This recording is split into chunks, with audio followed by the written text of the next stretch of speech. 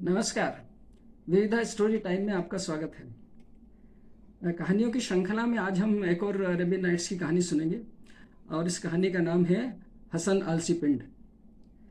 तो ऐसा हुआ कि हारून अल रशीद जो खलीफा थे तो उनकी बेगम के लिए एक बहुत लाल सोने का बड़ा बड़ा खूबसूरत मुकुट बन रहा था। तो मुकुट बना दिया, बहुत बढ़िया कारीगर थे सुनार, उन्होंने कमाल का मुकुट बनाया, बहुत हीरे जवाहरात उसमें जड़े गए। लेकिन उसका जो टॉप पे एक चाहिए था, एक बहुत नायाब हीरा, तो वो उनको मिल नहीं रहा था, वो जगह खाली थी। तो सब जगह ढूंढ लिया और खलीफा के ख़जाने में भी नहीं मिला ऐसा। तो खलीफा ने कहा अपने जो वजीर ख़ास था कि भाई जाओ तुम ढूंढो जाके, ये तो अधूरा रह जाएगा।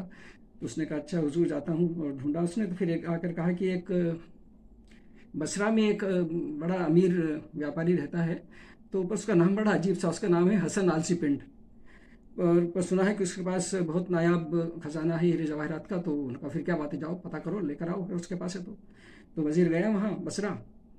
तो उस हसन आलसी पिंड का मकान ढूंढना तो कुछ मुश्किल नहीं था, तो बहुत बड़ा व्यापारी था, बड़े महल टाइप जैसे घर में रहता था। तो वहाँ गया। तो जब उसने सुना कि अरे खलीफा का वजीर आया, तो बड़े उसकी भगत की और बहुत ये कहा कि हाँ हाँ हुजूर मेरे पास है और सब आपकी खिदमत में पेश है, जो आपको चाहिए ले लीजिए, पर पहले मुझे थोड़ी आपकी मेहमान नवाजी करने दीजिए। तो उसने बहुत बढ़िया उसके लिए दावत वगैरह की, और भाई उसका जो वैभव था उसको देखकर तो वजीर की आंखें फटी रह गई। अरे ऐसा वैभव तो खलीफा के पास भी नहीं था। क्या उसका फर्नीचर, और क्या उसके गलीचे, और क्या उसके कमरे, और क्या बगीचे, और वो हीरे जवाहरात तो ऐसे लुढ़क रहे थे जैसे कंकड़ पत्थर। तो खैर अगले दिन उन्होंने ऊँटों पे लदवाया, उसने कई सारे ऊँटों पे वो हीरे जवाहरात लदवाए और पहुंच गए खलीफा के दर्शन करने के लिए। तो गए वहाँ, तो सब हुआ, एक क्या कई हीरे मिल गए उसमें, तो एक से एक बढ़कर। तो फिर उसने कहा हसन ने कि हुजूर ऐसा है कि मैं तो मामूली आदमी हूँ और मुझे शोभा भी नहीं देता, इतने ही तो राजसी चीज़ें हैं, इनको आप रखिए। तो फिर खलीफा ने कहा अच्छा ठीक है, और पूछा कि एक बात बताओ, जैसे तुमने कहा कि मामूली आदमी हो, या तुम्हारे जो अब्बा थे वो भी मामूली आदमी थे, वो किसी हमाम में नौकरी करते थे, तो फिर तुम्हारे पास इतनी दौलत कहाँ से आई? उसने कहा हुजूर ये बड़ी लंबी कहानी है, मैं आपको सुनाता हूँ। तो ऐसा हुआ कि जब मैं 14-15 साल का था, पर मैं बहुत आलसी था बचपन से ही, मैं बस लेटा रहता था और खाता था, कुछ नहीं करता था। मुझे खाना भी माँ खिलाती थी, कपड़े भी वो पहनाती थी। और जब अब्बा का इंतकाल हो गया तो जो आमदनी थी वो भी ख़त्म हो गई, और बहुत ही गरीबी आ गई। बेचारी माँ हमारे घर में काम करके थोड़ा बहुत मेहनत मजदूरी करके कुछ कमाती थी, तो उससे क्या होता। तो होते होते ये नौबत आई कि हमारे घर सिर से जो छत थी वो भी चली गई, वो भी बिक गई। और आखिर में कुल हमारी जमा पूंजी दौलत थी 5 चांदी के सिक्के। तो मेरी माँ में तो लेटा हुआ था, और मैं इतना आलसी था और इतना मोटा हो गया था कि अगर मैं धूप में लेटा हूँ और धूप आए तो मुझसे इतना नहीं बनता था कि मैं उठ के छाया में चला जाऊँ। तो उसके लिए भी कोई मुझे ले जाता तो मैं जाता था। तो ऐसे में तो लेटा हुआ था, मोटा बहुत हो गया था, मुझसे चला फिरा उठा फिरा बैठा जाता नहीं था। तो माँ ने आके कहा कि देख हसन उठ, वो जो एक बड़े व्यापारी हैं मुजफ्फ़र अली, वो और दूसरे व्यापारियों के साथ जहाज़ पे बैठ के और चीन देश जा रहे हैं या उसके लिए व्यापार करने। तो तू ये 5 सिक्के जाके उनको दे दे, और उनसे इल्तिजा कर कि वो तेरा इस 5 सिक्कों से कुछ खरीद बेच करे, कुछ व्यापार करे तेरे नाम से, तो क्या पता तेरी किस्मत इसी से पलट जाए। तो करके वो तो मैं तो करवट बदल के सो गया। तो कि अम्मी को बड़ा गुस्सा आया। उसने कहा कि अगर तू आज नहीं गया, नहीं उठा, तेने मेरी बात नहीं मानी, तो मैं तेरा खाना पीना सब बंद कर दूंगी, तू भूखों मर जाएगा। तो मुझे लगा कि हाँ आज तो ये वाकई ऐसी माँ ऐसा कर देगी। तो मैं कहा कि अच्छा भाई उठ लाओ मेरे जूते, उठाओ मुझे। जूते वूते पहनाए, और उससे अपने आप से तो उठ भी नहीं सकता था, तो पकड़ के उसको उठाया, 2-3 लोगों ने उसको पकड़ के और ले चले उधर बंदरगाह की तरफ जहाँ जहाज़ था। तो जब लोगों ने सुना कि अरे मोहम्मद वो क्या है, हसन आलसी पिंड उठाया और चल रहा है, तो सब लोग, मतलब ये तो खबर हो गई कि कभी चलता ही नहीं था, उठता ही नहीं था, सब लोग उसको देखने आए भीड़ लगा के। और मुजफ्फर अली के पास भी उससे पहले उसकी इस खबर पहुंच गई। खैर ठीक है, वो पहुंचा वहाँ, और उसने जा करके सबको कहा कि हुजूर ये मैं गरीब आदमी हूँ, मेरे 5 चांदी के सिक्के ले लीजिए और इनसे कुछ खरीद फरोख्त कीजिए, और मुझे कुछ फ़ायदा हो तो अच्छा ही, बड़ी मेहरबानी होगी। तो उनका ठीक है, ले लिए उसके चांदी के सिक्के। उसको नसीहत भी दी कि देखो तुम ऐसे इतने आलसी मत बनो, और अपनी अम्मा का कुछ तो मदद करो कम से कम। तो फिर वो तो नसीहत दे के चले गए अपना जहाज़ लेके। अब वो जहाज़ इनका चला, कई हर एक द्वीपों पे रुकते हुए, शहरों पे रुकते हुए, खरीद फरोख्त करते हुए, काफ़ी माल भी उन्होंने कमाया, करते करते वो पहुँचे चीन। वहाँ भी उन्होंने बहुत कुछ किया। और जब लौटने लगे, तो जब 3 दिन की वापसी यात्रा पर आ गए बीच समंदर में, तब उसको ख्याल आया, अरे मैंने उसके हसन के पैसों का तो कुछ व्यापार ही नहीं किया, चलो चलो वापस चलते हैं। तो दूसरे व्यापारियों ने कहा कि अरे भाई अगर वापस जाएंगे तो हमारा तो बड़ा ही नुकसान होगा, 3 दिन ये हो गए, जाएंगे फिर 3 दिन, फिर आएंगे 3 दिन, ऐसे तो हफ्ते 10 दिन हमारे खराब हो जाएंगे। नहीं नहीं, ऐसा करते हैं कि हम में से हर एक उसको 1-1 हज़ार दिनारे दे देंगे और कहेंगे ये तेरा व्यापार हो गया। तो कह रहे चलो ठीक है। अब चले तो रास्ते में ऐसा, हाँ, तो फिर वो 1-1 हज़ार दिनार उसके नाम से रख दी गई। और फिर रास्ते में एक द्वीप पे वो रुके, तो वहाँ पे एक बंदर बेचने वाला बैठा हुआ था। तो उसके पास और तो कई अच्छे बंदर थे, लेकिन एक बंदर ऐसा था बूढ़ा सा और बीमार सा, और जैसे खजली खाया कुत्ता होता है वैसा। और दूसरे बंदर उसको नोच खचोट भी रहे थे और तंग भी कर रहे थे।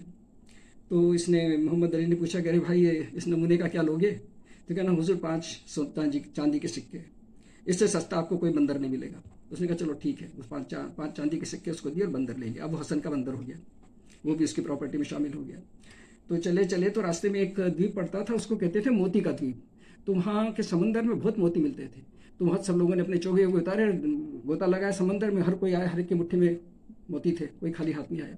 तो ये जो बंदर था हसन का, ये भी कूदा। तो लोगों ने कहा अरे डूब जाएगा बंदर, और कुछ नहीं, बंदर जब निकला तो उसके हाथ में ऐसे नायाब मोती थे कि जिसे और किसी के पास नहीं थे, बड़े बड़े मोती। तो वो भी उसने, जफर अली बहुत ईमानदार तो था ही, उसने वो भी हसन के हिस्से में खजाने में डाल दिए। तो वो 1,000 दिनारे और मोती और बंदर और सब उसका खजाना था। अभी चले चले तो जंजीबार के टापू के पास आए, तो वहाँ मनुष्य भक्षी लोग रहते थे। उन्होंने इनको पकड़ लिया, सबको, व्यापारियों को बांध दिया और कहा कि सुबह, अपने लोगों से कहा कि सुबह हम इनकी दावत करेंगे। अब बांध दिया, क्या करते, मौत का इंतजार कर, सुबह का इंतजार करने लगे। इतने में वो उसका हसन का बंदर आ गया। तो इन व्यापारियों ने कहा कि देखो बंदर, तुम हमें खोल दो तो हम में से हर एक तुमको 1,000 दिनार देगा। तो बंदर ने सिर हिलाए, बोला तो नहीं। सबके उसने बंधन खोल दी और वो फटाफट गए अपने जहाज में, और सुबह होने से पहले बहुत दूर, उस भयानक द्वीप से दूर चले गए। इसके बाद फिर कोई हादसा नहीं हुआ, बड़े आराम से फिर बसरा पहुंच गए। और वहाँ जा करके मुजफ्फर अली ने इसको संदेशा भेजा, हसन भाई आओ, तुम्हारा जो हमने व्यापार किया था अपने पैसे ले जाओ, काफ़ी दौलत कमा ली है तुमने। तो उसको दिया। तो फिर उसको नसीहत भी थी कि देखो ये तुम्हारे पास अब पैसा आ गया है, तो इससे तुम ज़मीनें खरीदो और प्रॉपर्टी खरीदो, व्यापार करो और अच्छे से रहो। तो उसने कहा कि जी हुजूर बहुत अच्छा, बड़ी आपकी मेहरबानी कि आपने मेरे लिए इतना सब किया, और अपना बंदर लेके वो चला गया घर, बस आप जो भी दौलत थी। उसने काफ़ी अच्छा व्यापार किया और काफ़ी चला, उसका अच्छा व्यापारी बन गया। पर इसकी जो तरक्की थी, इसमें उस बंदर का भी बहुत हाथ था। वो बंदर पता नहीं कहाँ से रोज़ सुबह 1,000 दिनारों की थैली ला के उसको देता था। तो अपनी तो कमाई कर ही रहा था और बंदर रोज लाता था, तो बहुत बहुत अमीर हो गया वो। तो एक रोज़ बंदर क्या करता था कि सुबह तो आता था, दिन भर रहता था, और रात को कहीं सोने चला जाता था, रात को इसके साथ नहीं रहता। तो एक दिन वो रात को जाने गया नहीं और वहीं खड़ा रहा। तो फिर उसने इंसानी आवाज़ में बोला। तो बहुत डर गया वो, पसंद करे भाई क्या चीज़ है, इंसानी आवाज़ में कैसे बोल रहा है। तो फिर उसने कहा कि डरो मत, मैं असल में बंदर नहीं हूँ, मैं एक मरीद हूँ। अब मरीद जो होते थे, ये जो जिन्न वगैरह होते थे, उसी प्रकार के प्राणी होते थे, लोअर ग्रेड के। तो उसने कहा कि मैं मरीद हूँ, और मैंने एक ज़माने में इंसानों के साथ बहुत उनके साथ गलत किया था, तो इसलिए मुझे सज़ा मिली है प्रायश्चित करने की। मुझे कहा गया कि किसी एक इंसान को तुम खुश करो, उसकी ज़िंदगी बनाओ, तो इसलिए मैं आया हूँ यहाँ पे। और मेरा काम तो लगभग ख़त्म हो गया है। हाँ, बस एक काम रह गया है। उसने कहा क्या काम रह गया? कि मुझे तुम्हारी शादी करानी है, बहुत अच्छी लड़की देख के, और मुझे तुम्हारी शादी करानी है। तो उसने कहा ऐसी लड़की कहाँ मिलेगी? कहा हाँ, मेरी नज़र में एक लड़की है। कि कहाँ है? कह रहे वो है ना खलीफा की बेटी। तो उसने कहा खलीफा क्यों अपनी बेटी की शादी मेरे साथ करेगा? क्या क्यों नहीं करेगा भाई? अगर खलीफा ऊंचे ख़ानदान के, तुम भी तो इतने अमीर हो गए हो, तुम क्या कम हो? तो फिर जाके बात की, शादी तय हो गई, और उनका जो भी मैरिज कॉन्ट्रैक्ट होता है, निकाहनामा वगैरह तैयार कर लिया गया। और ये था कि शादी 10 दिन के बाद या कब होगी। तो इस बीच उस बंदर ने कहा कि देखो शादी तो तुम्हारी हो जाएगी और सब है, दुल्हन तुम्हें मिल गई है। तुम ऐसे करना कि जब अपनी दुल्हन के कमरे में जाओ, तो उसके दरवाजे के पास में एक अलमारी है अंदर की तरफ, उस अलमारी के अंदर एक सफ़ेद मुर्गी है। तुम उस मुर्गी की गर्दन काट देना, और पक्का ये निश्चित करना कि वो मुर्गी मर जाए, जिंदा ना बचे। तो उसने सोचा कि होगा ठीक है, क्या मतलब मेरा क्या जाता है। वो गया, उसने और मुर्गी की गर्दन काट दी। अब जैसे ही उसने उस मुर्गी की गर्दन काटी, बड़ी जोर का, जैसे कि जलजला भूचाल आ गया, आसमान फट पड़ा हो, बड़ी जोर की बिजलियां कड़कने लगी, और ये तो बेहोश हो गया। जब इसको होश आया तो देखा कि वो खलीफा इसके सिर पे खड़े और कह रहे करे बदनसीब इंसान ने तूने क्या किया? वो जो मुर्गी थी वो मेरी बेटी का उसका रक्षा कवच था, तिलिस्म था उसका, और ये दुष्ट इस मरीज से बचाने के लिए ही वो रक्षा कवच उसको दिया गया था। अब वो उसको लेके चला गया है, अब जाओ कि तुम ढूंढो मेरी बेटी को, अपनी बीवी को ढूंढ कर लाओ। तो ये चला इधर उधर, शहर शहर, देश देश भटकता रहा।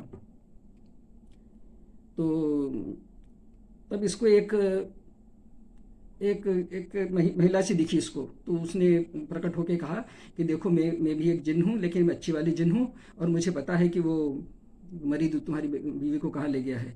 असल में मैंने ही उसको तिलिस्म दिया था उसकी रक्षा का, और तुमने वो बेवकूफ़ी से तोड़ दिया उसको। अब ऐसा है कि वो जो मरीज है उसको एक पीतल का शहर है वहाँ ले गया है, और वो वहाँ उसने उसको रखा हुआ है। अब तुम जाओ वहाँ तक मैं तुम्हें ले जा सकती हूँ, मुझे इतनी शक्ति मुझ में कि मैं तुम्हें वहाँ ले जा सकती हूँ, इसके बाद आगे तुम्हें सब कुछ करना है, जो भी कैसे उसको बचाओगे क्या करोगे मैं नहीं जानती। तो बस पलक झपकते ही वो पीतल नगरी के बाहर खड़े हो गए और देखा तो बड़ी ऊंची ऊंची वो दीवारें थी, उसकी 4 दीवारी, वो पीतल की बड़ी चिकनी, उसमें न तो कोई चढ़ सकता था और न तो कोई दरवाज़ा, न कोई खिड़की, न कोई एक होल तक वहाँ नहीं था कि कैसे जाए अंदर क्या करें। तो तभी उसने देखा कि वो तो चली गई मरी, वो जो थी जिन जो थी उसको छोड़ के वहाँ चली गई।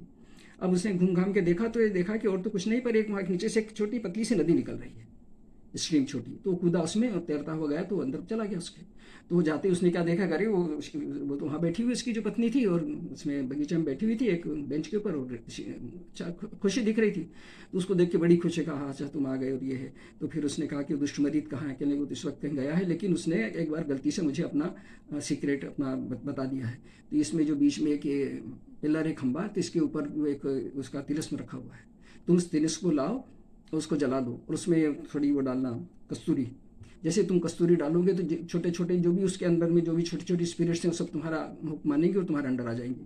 तो उसने वैसा ही किया। तो बस जैसे उसने उसमें वो डाली कस्तूरी, धुआं उठा उसका और सारे छोटे छोटे सब आ गए उसके आसपास स्पिरिट्स से, कर लगी हुक्म आका हुक्म आका। तो उसने कहा कि ऐसा है कि सबसे पहले तो इस दुष्ट मरीद को तुम बंदी बनाओ, उसको बांध दिया उन्होंने। फिर कहा कि इसका जितना भी इसके महल में ये जो किला है इसमें जितना भी सोना चांदी हीरा जवाहर जो जितनी भी बेशकीमती चीज़ें सब जमा करो और मुझे और मेरी बीवी को बसरा पहुंचाओ। तो बस पलंग झपकते ही सब हो गया। अब पीछे पीछे वो बंदर भी आया और बहुत गालियाँ दे रहा था और थूक रहा था और स्पिट कर रहा था और ये है। तो वो तो बंधा हुआ था, कुछ कर नहीं सकता था, तिलिस्म होने से उसका वो तब उसके बस में था नहीं। तो वहाँ जाके उसने फिर वहाँ बसरा में आके उसके साथ आई गया था वो अपनी बहू के साथ और फिर उनकी शादी वादी हो गई बड़े ठाट से। फिर उसने क्या किया कि वो जो तिलिस्म था उसको तोड़ दिया, मतलब बहुत चूर दिया उसको, चूरा चूरा कर दिया। और जैसे ही उसने उसको तोड़ा तो वो जो बंदर था वो बिल्कुल राख का ढेर बन गया और उसकी राख को भी हवा उड़ा के दूर रह गई। तो हुजूर ये थी मेरी कहानी। और तो खलीफा को बड़ा अचरज हुआ कि भाई कैसी कमाल की कहानी है और तुम वाकई बड़े अच्छे इंसान और जो अल्लाह ने तुम्हारे ऊपर मेहरबानी की तुम उसको डिज़र्व करते हो। तो ये थी इस हसन हालसी पेंट की कहानी। और अगर आपको ये पसंद आई हो तो आप इसे लाइक कीजिए, शेयर कीजिए और मेरे चैनल को सब्सक्राइब अवश्य कीजिए। मिलते हैं फिर अगली कहानी या किसी रेसिपी के साथ अगली बार रेमेडी के साथ में। तब तक के लिए नमस्कार।